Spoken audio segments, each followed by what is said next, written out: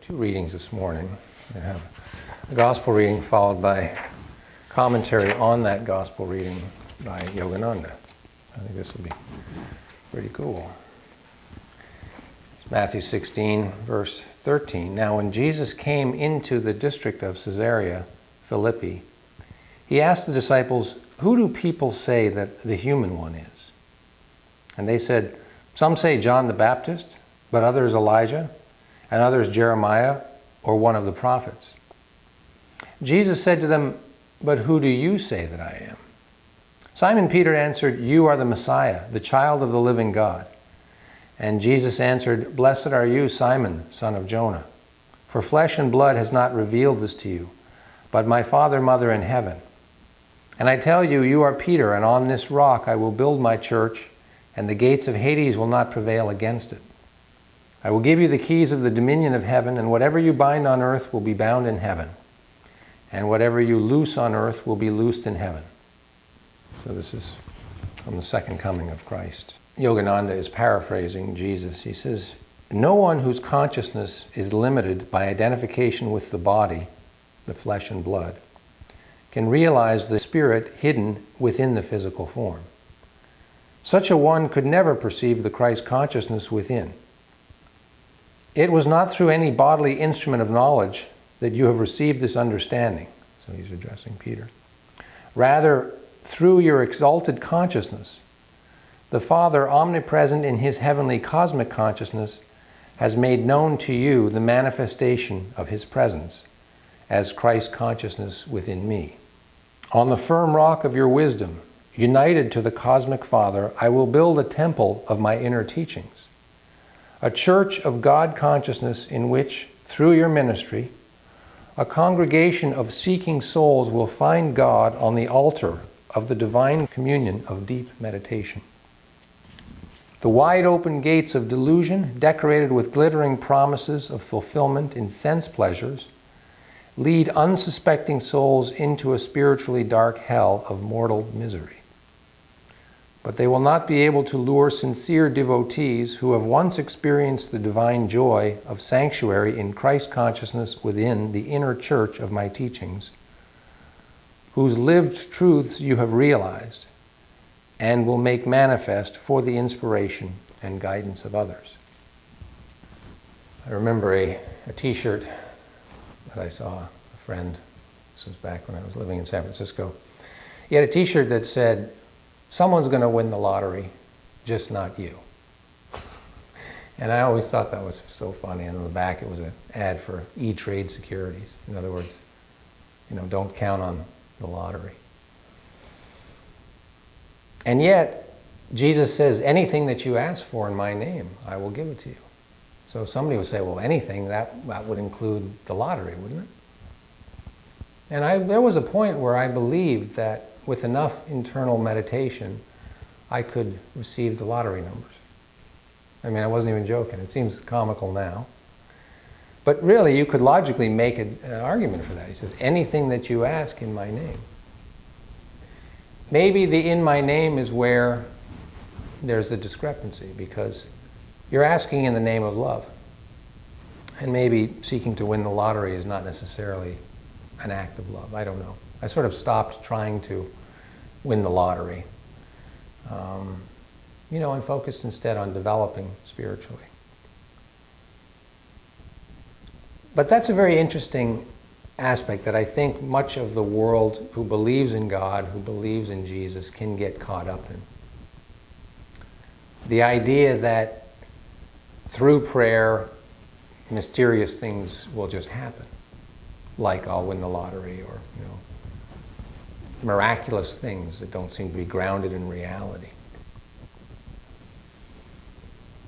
Reality, as it exists on the earth, can pull you in either way. You could become mired in the heaviness of how difficult it seems for us human beings to cohabitate this planet and live peacefully. And we've often spoken about that worldly consciousness. It's very much us against them. It's very much good against evil.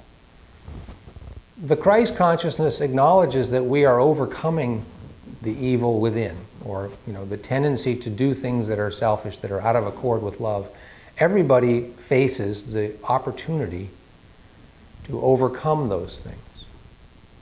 And it gets more and more subtle. And the mind fights to justify and rationalize what we want to do, even if our deeper soul goes, I don't think that's in accord with love. What Jesus is addressing here in Peter is the fact that Peter has transcended, at least in this passage. Now, you'll know that when you transcend worldly consciousness and you begin to live in Christ consciousness, you often will get kicked back to worldly consciousness. And you may not realize it for 10 minutes, an hour, a week, until you snap yourself out of it and go, oh, I got to get back to that higher consciousness. So that is a normal process. If you imagine that you are going to attain Christ consciousness one day and that's it, you never slide back, I have not found that to be the case. But in this moment when Jesus goes, who do you say I am? Peter essentially speaks a spiritual truth that Jesus says, you couldn't have known that from just flesh and blood. So the Spirit has revealed that to you. Now the Spirit has revealed that to you is the language of that era. The language of this mystical church is you have received that guidance, that wisdom, that truth from within. And this is the right of every human being to develop to a point where the absolute, objective, unfiltered truth is accessible. In the songs, there's this sense of just ecstasy as I pant for the water like the deer. That's how much I long for God. And speak to me, I just long to hear your truths. Yes, you kind of have to have that hope if you're going to do the work to attain this experience. The reality is that the truth is not concerned with how you feel about it. So when the truth is revealed to you, it's not all ecstatic bliss and joy. There may be people in your lives where you see truth about their motivation and their actions that's kind of like disheartening, kind of shocking, or just kind of like discouraging. In my instance, my mom had this idea that she was just a negative person. That was what she used to say, well, I'm a negative person, And I knew that wasn't true as an inherent birthright, that she was not one of the people who was born to be negative, meaning sort of see things through kind of dismal filters. But she chose at some point to go, oh, that's the best I can do. I can't do it anymore. So that's kind of weighs on you when you're a son and your mother is going like, I'm kind of giving up and life sucks. I don't want that experience for her. Or you may recognize somebody in your life who's really angry and who's just going to selfishly go after the things that they want and isn't going to care about how it affects other people. And no matter what you say, you may not be able to shift that attitude. Or just about yourself. You may recognize there's things that you really want, and it seems like the amount of work and effort in order to attain them is too much. And so there's a temptation to just go, oh, it's too much. I want you to get to the truth, and then there's a whole evolution within your soul to be able to integrate the truth. And if you ever wonder why everybody is not enamored with this process, well, when you go through it, you'll see. As you're going through it, you'll see. First of all, you can't really speak about some of these things because people will not receive them. They'll want to, no, it's not that way. If you're seeing some sort of a stark truth and you're just okay with it, they're like, oh no, we don't want to accept that. Emotionally, it's too difficult to accept that truth. And it's very taxing to have to go, I'm fine with it. I'm adjusting to the truth. But people are not comfortable emotionally. So then there's a sense of isolation that takes over. Because like, well, I can't really share the truth with people because they have to go around and refute it and defend it and deny it and convince me that it's not that way. Or you're very committed to the truth and you stand at it and people get very like, well, I don't want to know if I want to associate with you because you don't make me feel good.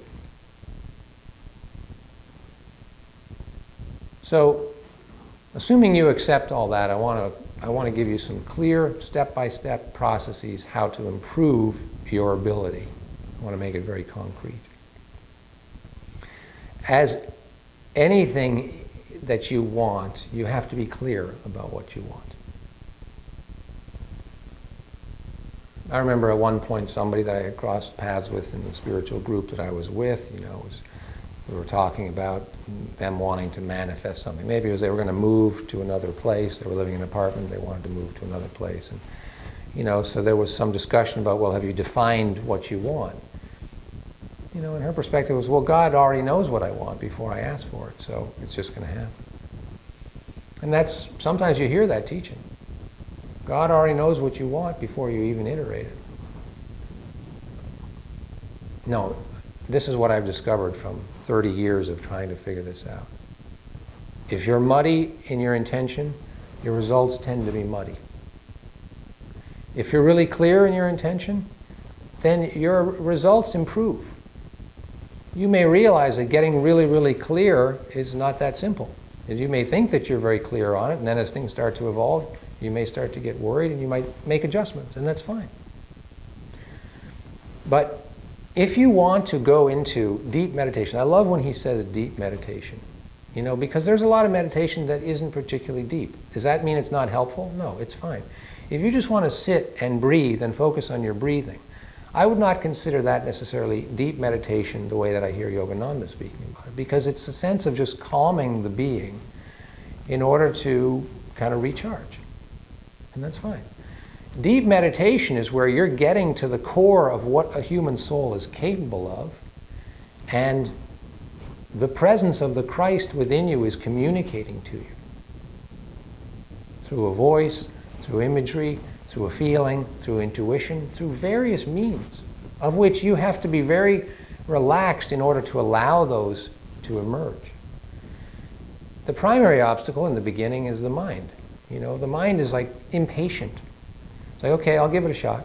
But it's like trying to talk to somebody who's slow to get to the point. Well, let me just finish the story for you. That's what the mind is going to do.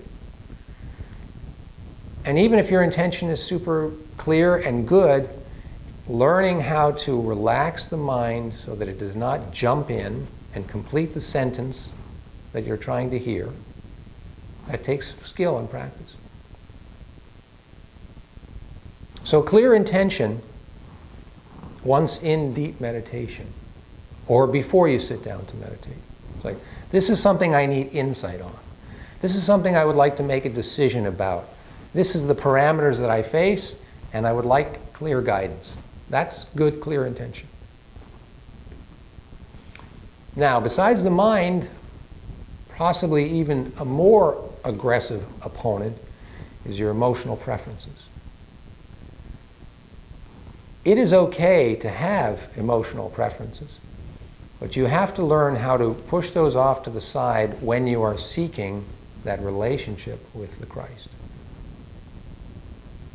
That happens to be very scary, because if you have an emotional preference where you want the guidance to be this, well, right away, there's a tension if it's not that. So what happens when there's an emotional tension?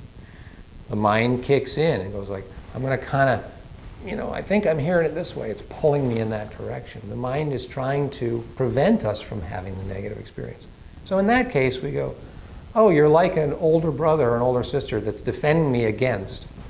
But there's nothing to defend against. The truth is fine. So that's a serious development that has to happen. You have to know yourself emotionally and know what your emotions are trying to communicate to you in order that you can calm them down and go, thank you, I received the message, but no, the truth shall set me free. That's the mantra that I never tire of hearing. The truth shall set you free. Maybe not exactly as you wanted it to. Maybe not as quickly as you wanted it to. But how could the truth not liberate you? Because when you know the truth, then you can act from the truth. Well, people can say, well, yeah, but if you act on the truth, you're going to get into trouble with this and that. And you're not going to get these things you want. It's like, I didn't say that the truth will get you everything you want. The truth will set you free. Well, what does it mean to be free? It's like when Pilate looks at Jesus and goes, well, what is truth? Kind of like, there's really no such thing.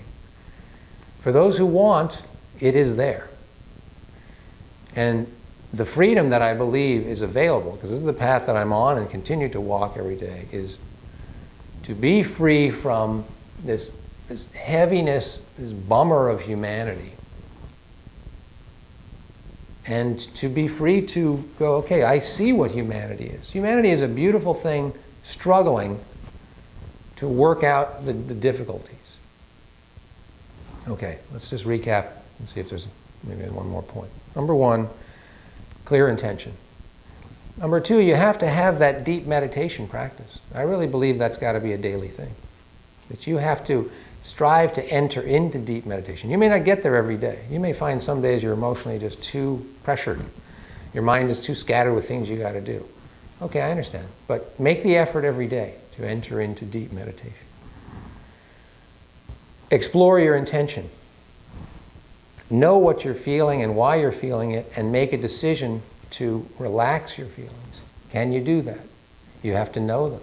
You have to have a pretty intimate relationship with your whole nervous system and know what it's trying to communicate to you. Then you put that aside and you communicate to your mind, relax, don't fill in the sentences. At the same time, here's a big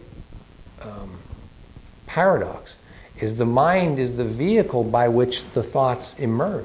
So the mind has to be accessible as open channel without filling in those sentences that may be mysterious or slow to come. And then, there's the meat of it, which is you begin contemplating the situation that you are facing.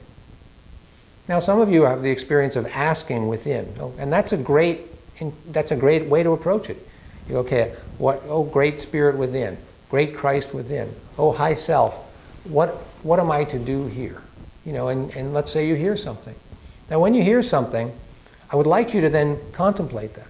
Like, okay, does that feel pure, truthful? Does it have that kind of humming vibration of the Christ presence?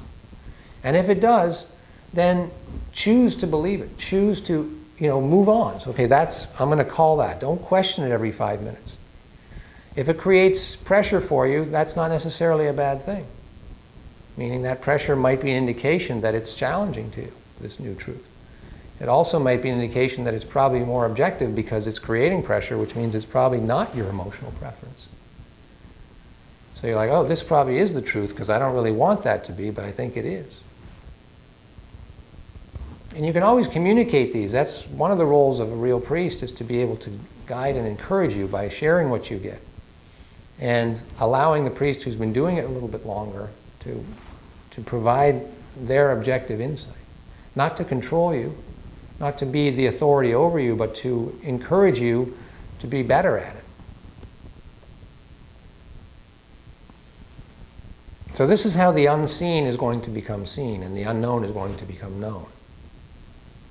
And prayer is a great thing. You could pray, let this process really unfold in me. Give me the fortitude and the stamina to do this every day. Let me jot down notes about what I receive so I can come back to them later and see if it still feels true. And if you get stuff that one day feels really true and then later on you go, I don't think that's true, you go, that's part of the process too. Refining, refining, refining. You want to be a great chef, you want to be a great actor, you want to be a great musician, you want to be a great teacher. You work at it.